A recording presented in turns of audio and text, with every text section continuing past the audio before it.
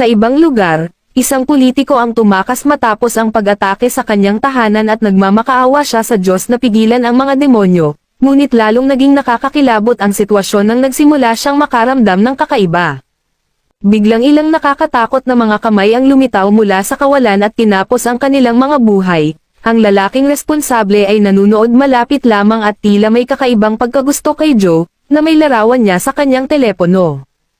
Pagkatapos ay binisita ang lalaking ito ni Master Yamaji, inireklamo niya na ang huling trabaho ay sobrang nakakabagot at ipinahayag na ang kanyang talento ay dapat nakareserba para sa mas nakaka-intense na mga misyon. Pinaalalahanan siya ni Yamaji na siya ay simpleng isang espada at ang mga armas na katulad niya ay walang sariling kagustuhan. Sinabi pa ni Yamaji na ang mga exile tulad ni Joe ay hindi na itinuturing na mga ninja. Sila ay itinuturing na bilang mga kaaway sa sandaling sila ay umalis, kailangan silang patayin kaagad dahil hindi nila kayang hayaan na may makakatuklas tungkol sa kanilang lihim na sining, at si Joe ay isa sa pinaka-elite na ninja sa buong kasaysayan ng Japan. Nakamit niya ang hindi mabilang na mga teknik sa pakikipaglaban at lubos na walang awa pagdating sa pagpuksa ng kanyang mga target, na ipapatay na nila siya minsan. Ngunit naniniwala sila na nakaligtas siya dahil ginamit niya ang kanyang lihim na sining.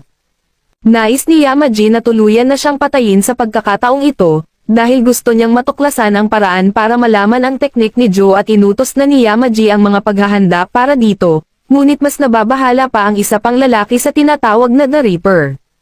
Sa ibang lugar, isang lalaki ang nadismaya na makita na ang isang lalaki na tinatawag na Zai ay nakalimutan ang lahat ng itinuro niya tungkol sa pakikipaglaban ng may dangal, dahil sa ang ginagawa niya ngayon ay puro karahasan na lamang. Kaya nagtataka ang lalaki kung ilan sa kanyang mga dating kasama ang napatay na niya ngayon. Si Zai ay nag-aalis ng mga itinakwil mula sa tiwaling organisasyon, ngunit binanggit ng taong ito kung paano sila nabigong patayin si Joe. Pinatunayan ni Joe na ang mga may pananampalataya sa mga lumang paraan ay hindi matitinag sa mga katulad ni Zai. Ang lalaking nakapula ay sigurado na kapag nalaman ng iba pang mga itinakwil ang tungkol dito, sila ay tatayo laban sa organisasyon na tulad ng ginagawa niya. Ang lalaking nakapula ang nagturo kay Zai kung paano humawak ng espada, ngunit ngayon ay kailangan na niyang wakasan ang sinimulan niya at inilabas niya ang isang napakalakas na hampas at sinabihan si Zai na imposibleng depensahan ang isang nakakamatay na hampas ng hangin. Ito ang kanyang lihim na kakayahan na tinatawag na The Flying Swallow, at doon ay buhay pa si Zai, ngunit sigurado ang lalaki na hindi na ito magtatagal at plano niyang gamitin muli ang atake ngunit napagtanto niyang nawawala ang espada ni Zai. Isang sulyap sa kanyang dibdib ang nagpahayag na nagawang saksakin siya ni Zai at siya ay natalo. Handa siyang pumunta sa mga kailaliman ng impyerno kung saan siya maghihintay kay Zai, at pabalik sa iba pang mga tauhan ay ibinunyag ni Yamaji na ipinagbawal niya ang Reaper na makipag-ugnayan kay Joe. Sa istasyon ng pulis, sinabihan si Mike na ang atake sa restaurant ay kagagawan lamang ng mafia at galit na galit si Mike sa halatang pagtatakip at tinawagan siya ng kanyang boss. Pinaalalahanan si Mike na malapit na siyang magretiro kaya't inirekomenda na huwag niya itong sisirain sa pangingialam sa hindi niya dapat pakialaman. Gusto ng kanyang boss na manatili siya sa bahay hanggang sa araw ng kanyang pagreretiro at iniwan si Mike na may ilang mga papel at sa ibang lugar. Si Joe ay nasa isang hideout at nagsimula ng apoy at muli siyang sinaniban ng mga alaala ng kanyang pamilya kaya kailangan niyang maglaan ng sandali upang mapakalma ang sarili. Dumating si Mike upang makipagkita sa kanya ayon sa plano, ngunit binanggit niya na inosente ang may-ari ng restaurant at nais nilang gumawa ng aksyon tungkol dito balang araw, ngunit sa ngayon ay mag-e-enjoy muna sila sa Peking Duck. Pinag-uusapan nila ang nalalaman nila sa ngayon at ang mga armas na ginamit sa atake ay gawa sa isang espesyal na metal, at ang patent sa alloy na metal ay hawak ng Ota at malinaw na may koneksyon sa pagitan nila at ng ninja. Ngunit kailangan pang mangangalap ng ebidensya ni Mike upang malaman pa.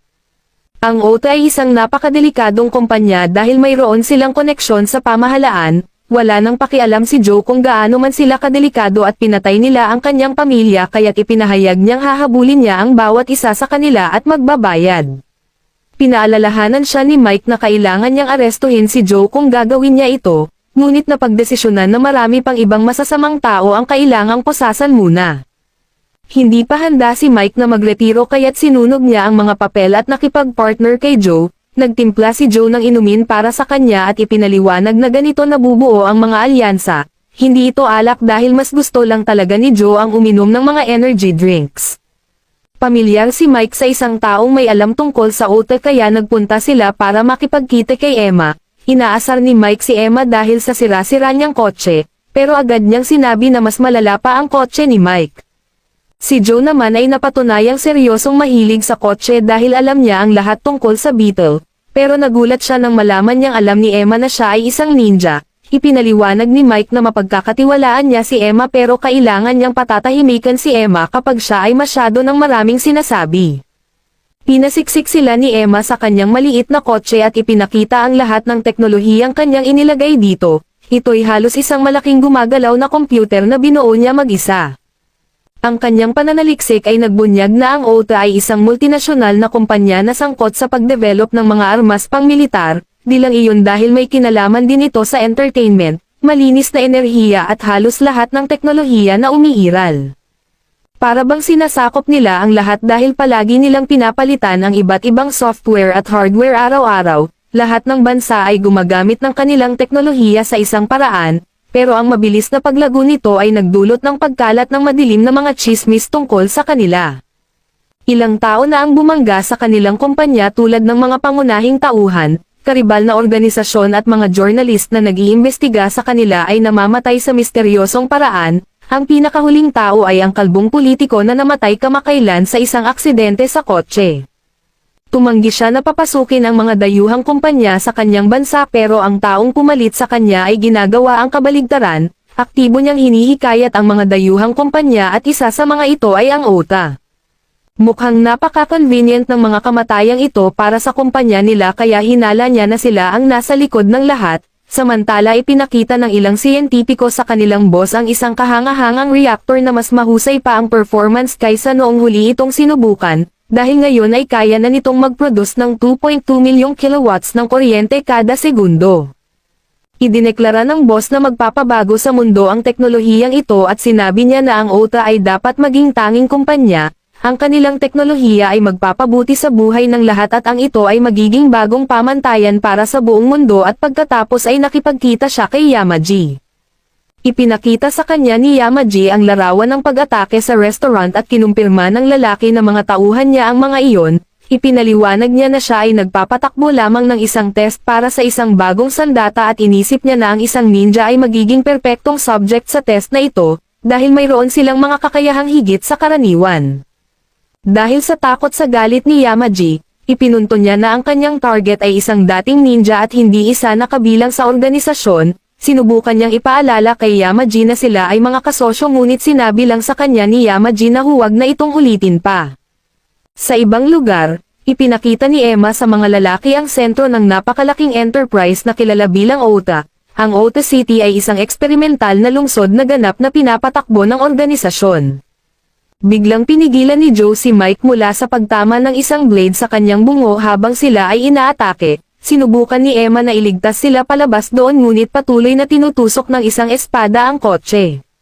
Nagpaputok si Mike sa kung sino man ang nasa bubong at ginamit ni Joe ang kanyang mga kasanayang ninja para malaman kung nasaan ang kanilang kalaban. Itinusok niya ang kanyang sariling espada sa pamamagitan ng bubong kaso biglang bumangga sa kanila ang isang truck. Natagpuan ni Joe na walang malay ang dalawa pang kasama at nakita niya ang umaatake sa labas. Ang baliw na ninja na ito ay naglunsad ng 1 toneladang blade sa kanya kaya lumabas si Joe para labanan ang taong ito. Nakasuot ang taong ito ng isang kakaibang maskara at binigyan niya si Joe ng matinding laban habang sila ay umakyat sa isang gusali. Nagawa ng taong ito na itulak si Joe pabalik ng kaunti at ipinakita na mayroon siyang maraming mekanikal na braso na may mga kamera sa mga dulo nito. Nakita ng mga bagay na ito si Joe bilang kaaway at natagpuan ni Joe ang kanyang sarili sa isang mahirap na sitwasyon habang siya ay nasugatan. Ginamit muli ni Joe ang kanyang kakayahang mag-shadow para tawagin ang higit pang mga braso ng kanyang sarili. Nahawakan siya ng kaaway ngunit nagawa ni Joe na magkaroon ng kalamangan. Pinutol ni Joe ang ilan sa mga missile ng taong ito kaso mayroon pa siyang mas maraming firepower na nakatago sa kanyang mukha. Ang kahangahangang bihasang si Joe ay nagawang iwasan ang kanyang mga missile sa ere at ganap na winasak ang tao na ito. Hindi sapat para kay Joe ang isang espada sa ulo nito kaya kinuha niya ang kamera ng lalaki at itinapon siya mula sa bubong. Alam ni Joe na may nanunood at sinenyasan niya sila na ang susunod. Dumating ang isang ambulansya para kunin sina Mike at Emma at tumanggap ng tawag sa telepono si Joe. Nagatubili siyang sagutin ito ngunit nang ginawa niya, ipinaliwanag ng boses sa kabilang dulo na natutuwa siyang sa wakas ay makakapag-usap na sila at tinawag siya ng boses sa kanyang tunay na pangalan, at nagulat siya dito. Kaso dito muna matatapos ang ating recap. Salamat sa inyong panonood hanggang sa muli.